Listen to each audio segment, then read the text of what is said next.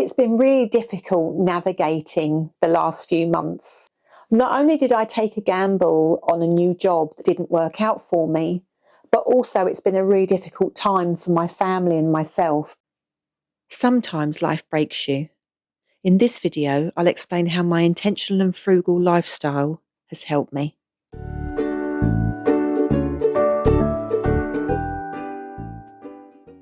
I've been through some big changes over the last 4 years, from coming out of a long-term office role to working in a supermarket so I could be with my local community. Working at the supermarket has given me a nice work-life balance. I was only earning minimum wage, which was fine. I was quite happy on the checkout, but I found myself working more and more on my feet, and I started to think what I would give for a job where I can sit down again. And also I'd missed using my brain. Every now and again I take a step back and I think, okay, so that's a great chapter of my life. So where do I want the next 5 years to be? Where do I want the next 10 years to take me? I considered and thought, well, Mick's due to retire in about 5 years' time. I'm on minimum wage at the moment. Perhaps I could do with earning a bit more money. I think I'd really enjoy getting back into the office role. Being intentional about getting myself a new job, I did the usual. I updated my CV. I worked hard on my interviewing skills. I came across a company that I'd previously applied for, working in an office. I researched the job and I had the interviews. And finally, I got the role I wanted, which I was really excited about. But I'll be honest with you, I felt completely like a square peg in a round hole. I'm not sure if it was the fact that there was loud music being played in the environment while I was there, while I was trying to learn. I just found the systems they had in place were very disconnected. I found myself trying to get some sort of flow to my day, which I just couldn't, no matter how much I tried.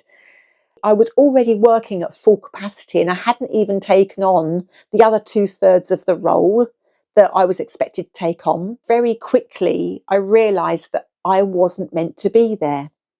At the same time that I got that job, my father became very poorly. It was so difficult for me because the day I started there, I needed to start going to see him every day. My sister was caring for him. She was almost a full-time carer for him, and I was popping in. We were trying to take turns in going in. So she was there 3 times a day. I was going in after work and we were both looking after him. Dad was so proud of us. He was so excited when I told him about the interview. He was still able to speak then. He really wanted me to do well, and I knew how much it meant to him.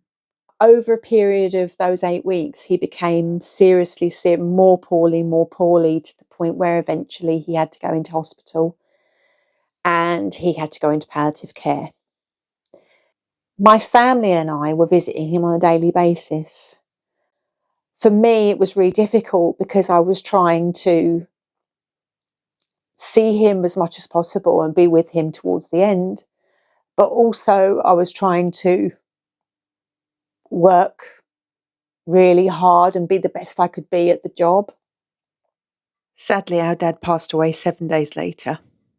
I tried to keep going. I didn't want to let my dad down, but eventually I just couldn't. My mind was all over the place and I was completely overwhelmed.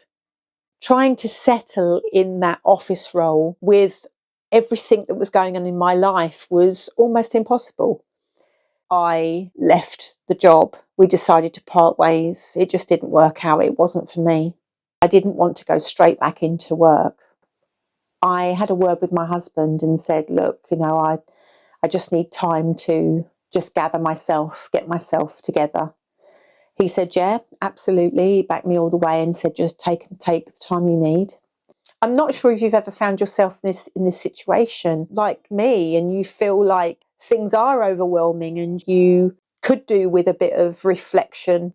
And if you have, I'd be really interested to know what those areas were or are. Certain areas of your health, certain areas of finance, you don't have any control over, but a lot of it you can actually regain some control on.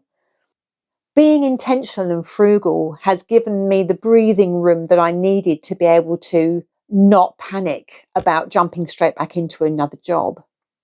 I'm very grateful for that. If I'm honest, I was a little bit worried about how we were going to cope at first financially. But then I remembered we've got an emergency fund, and that's what we built this for, so that when life threw things like this at us, we had that to fall back on. I'm very lucky that my husband works. He's got a full-time job. We've already worked out that his wage just covers the bills. So it means that I can't spend any extra money or waste any money. It does mean that I have to be careful with what money we do have. So over the next few weeks, I'll be making sure that we use up everything that's in our pantry, making sure that anything we do buy food-wise is just necessities like bread, milk, things like that. We need to make sure that we're not wasting any fuel. When we do go out, make sure we try to find days out where it costs us very little. We'll be taking packed lunches, our own flask, things like that. I also knew we had a full pantry and a full freezer. There wasn't much we needed to get by. We knew this would all be temporary. Years of being careful, of living simply and saving where we could, gave me the space to think instead of panic. But I do know not everyone has this cushion. If you've found yourself suddenly without income, it's okay to be a bit worried. Start small, look clearly at what's essential. Prioritise your food, shelter, and your warmth. Reach out for the support that's there, benefits, community, even friends who care more than you think. I've had about 3 weeks or 4 weeks now, I think. I haven't been sleeping very well. So I've been able to wake up naturally when I've wanted to. I recognised the areas where I felt that I was struggling. Work is my main thing. I realised that I struggle in really chaotic environments. So I'm going to do some training courses, I think, and broaden my horizons about where I can go and give myself more choices. I think I'd like to be self-employed in some way. So I'm going to have a look into that. So watch this space. But for now, I want to be able to focus on what I love doing. I want to be able to come back to YouTube. You know, I don't have all the answers, but I do have some life experience of having nothing, of struggle.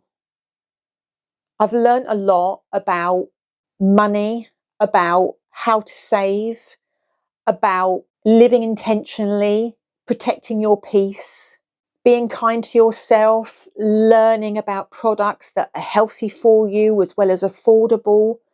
And I think I have a lot to offer. The idea of this channel was always to be able to take some of that knowledge and some of my experience and to help even one person get through the day.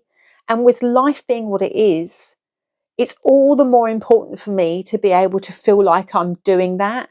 When I was at the supermarket, the one thing I loved about that job was the fact that I used to be able to listen to people, to hear people's struggles, to be able to give some of the knowledge that I've learned over the years to help them make choices.